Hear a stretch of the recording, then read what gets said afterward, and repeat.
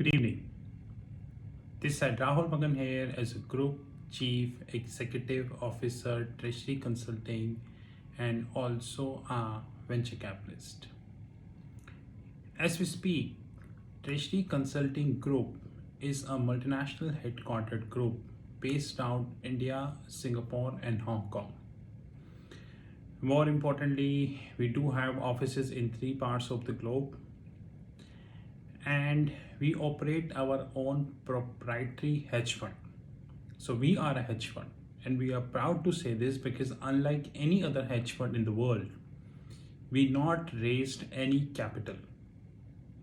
We operate our own capital and we are 100% profitable. Rather, we are proud to say that we operate in all four categories, which is FICC, fixed income currencies and commodities, plus crypto. And we are 100% profitable. Apart from that, we have our own learnings platform like Sheetal Academy, our own crypto learning desk, and many other platforms. If you wish to have any information, you can definitely WhatsApp on my personal number, which is +91 9899242978.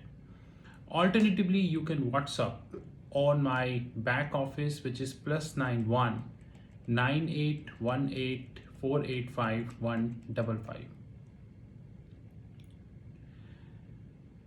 The most difficult thing in the life is to go against the stream. And that's the most difficult thing in the life. In fact, many books, thousands of videos were written on the topic called hardly 0.01% of the people of the globe go against the stream. And rest 99.99% people follow the stream. Even the great intellect of the world, Mr. Vivekananda, Swami Vivekananda, in fact, he told a very good line, which is said that a live fish stream means swim against the stream. Have you seen the live fish? He swim against the stream, while a dead fish swim with the stream, which means that the live fish go against the motion while the dead fish go with the motion.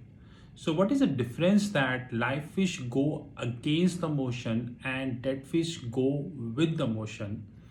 The difference is the attitude which the God has given, because you are alive. But unfortunately, as we speak, millions and millions and millions of people across the globe have lost this attitude. They have just decided that a few people across the globe, the top 1 and 2% people, will decide their fate. So henceforth, it would be very difficult for anyone to go against the stream. But who cares? I always go against the stream if I feel that situation is not correct, or whatever this person is talking it about is incorrect. Yesterday, we reported how the paid media, like this Dalal Street magazine, wrongly or biasedly, wrongly and biasedly presented the figures of Tata Group. And after reading this magazine, page number 17, people will start feeling that the Tata Group is one of the strongest group in the world. And I told you that I am doing my research on the Tata Group, and I definitely come up with a video. Today, I came up with a research which is done as of now. Research is yet to take some time because there are many things to do, and as I speak, it is around 4:30 my place, 4:30 in the morning. So I went to Reuters and collated some data. But before the data, I would like to introduce a concept. Maybe you're aware or you're not aware. This is known as the concept of volatility of the bottom line. Now, what the hell is that? What volatility of the bottom line means that now what the hell is bottom line? That's more important. Bottom line means PAT, which is profit after tax, which means you earn 100 rupees, you have some SG&A, selling, general and administrative expenses, followed by you have non-cash expense like depreciation, stock compensation, amortization, followed by you have finance cost, which includes the interest, and then you end up PBT, profit before tax, then you have tax, then you have PAT, profit after tax. But this is not bottom line. PAT minus minority interest and the basically the dividend shareholder, the tax on the dividends, whatever you left with, this is actual PAT, profit after tax. Now guys, the very important thing is that the volatility of bottom line means when the company's bottom line is highly volatile. Like I told you that in defense sector we are having two companies in India, government companies in India, which is HAL, Hindustan Aeronautics Limited. Another is BEL, Bharat Electronics Limited. If you look at the balance sheet of Hindustan Aeronautics Limited or Bharat Electronics Limited, you feel like they are much below than their intrinsic value, and especially HAL. HAL balance sheet is exceptional, guys. One of the strongest balance sheet I have saw in public sector. Of course, it is not only HAL. We have GSPL, Gujarat State Gujarat State Power Limited, if I'm not wrong. We have ONGC, Oil and Natural Gas Limited. We have Indian Oil Corporation. We have National Thermal Power Corporation. We have one company which is known as Power Grid, followed by Hindustan Aeronautics Limited. They all are having exceptionally strong balance sheet. And of course, my favorite, GAIL India, Gas Authority of India.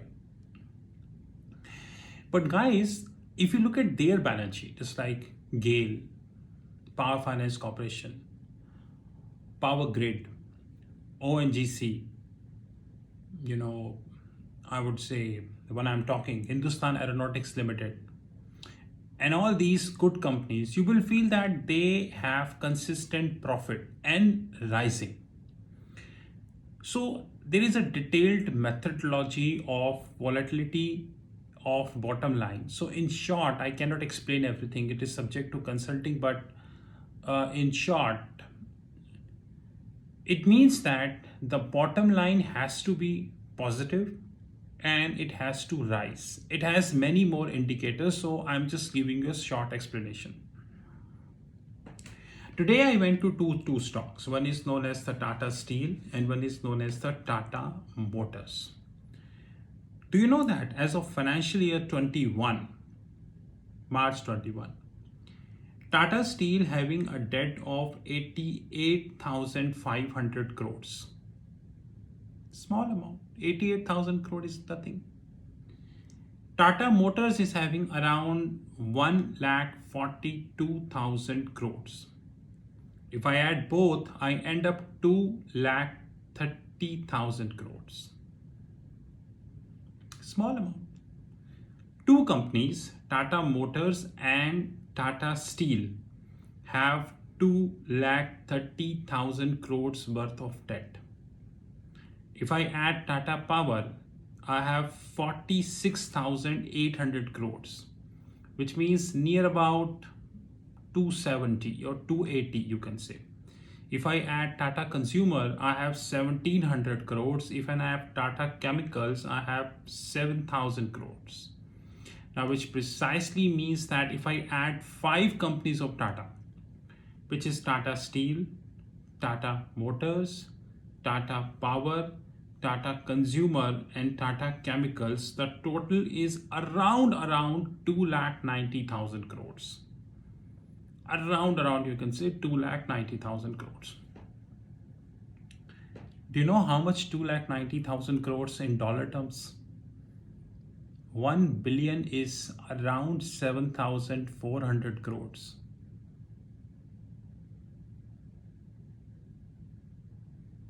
And if I approximately say it is near about $38 billion.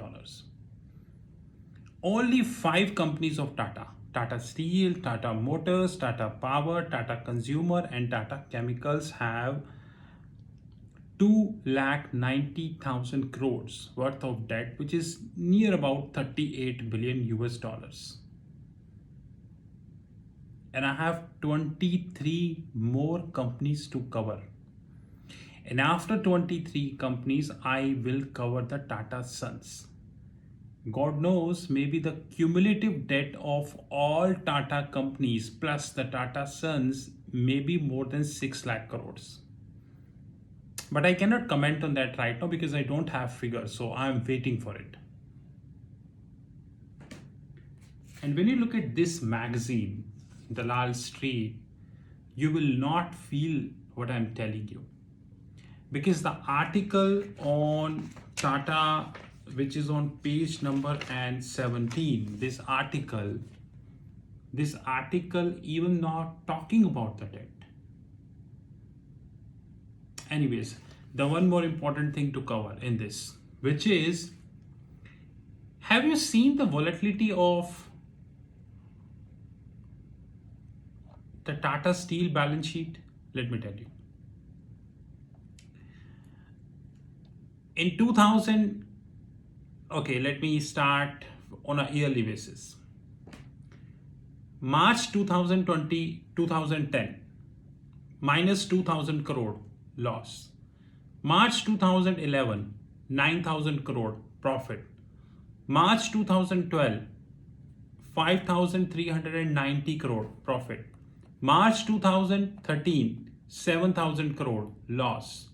March 2014, 3,600 crore profit. March 2015, 4,000 crore loss. March 2016, 383 crore loss. March 2017, 4,200 crore profit. March 2018, 13,000 crores profit.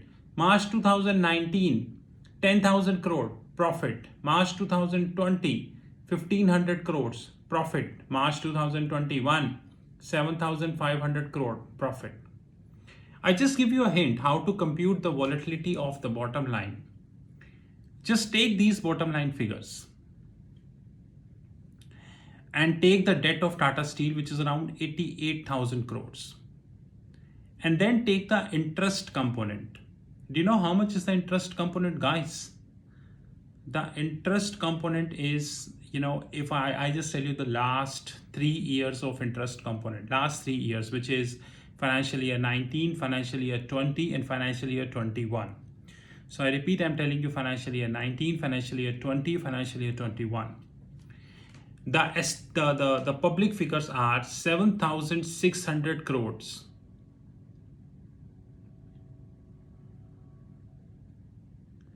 7,600 crores again, and 7,600 crores again.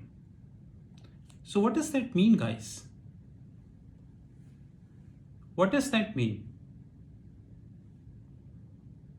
7,000 crores worth of money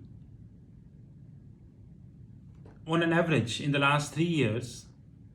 In fact, 7,600 crores, let it be precise, going out because of the debt.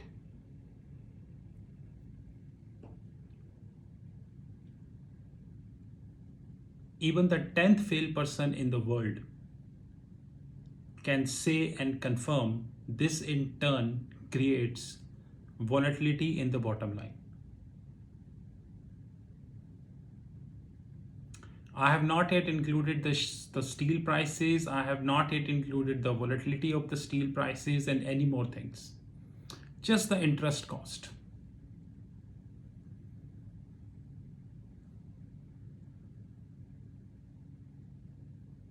And if I add the interest of last 11 years, which is from March 2010 to March 2021, the interest component of the last 10 years.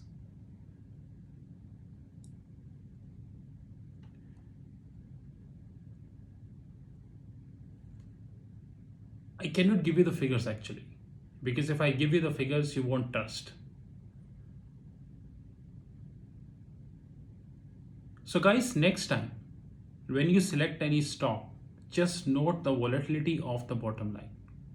And one of the parameters to select volatility of the bottom line is the interest payment. And also remember that only 5 companies of Tata, which includes Tata Steel, Tata Motors, Tata Power, Tata Consumer, and Tata Chemicals, as far as the public figures are concerned, holding near about $38 billion of debt as of financial year 21. God knows what is the position as we speak, because the numbers are not in public. This is Rahul from Tesha Consulting Group. You know my personal number, +91 9899 242 978. Have a great time ahead.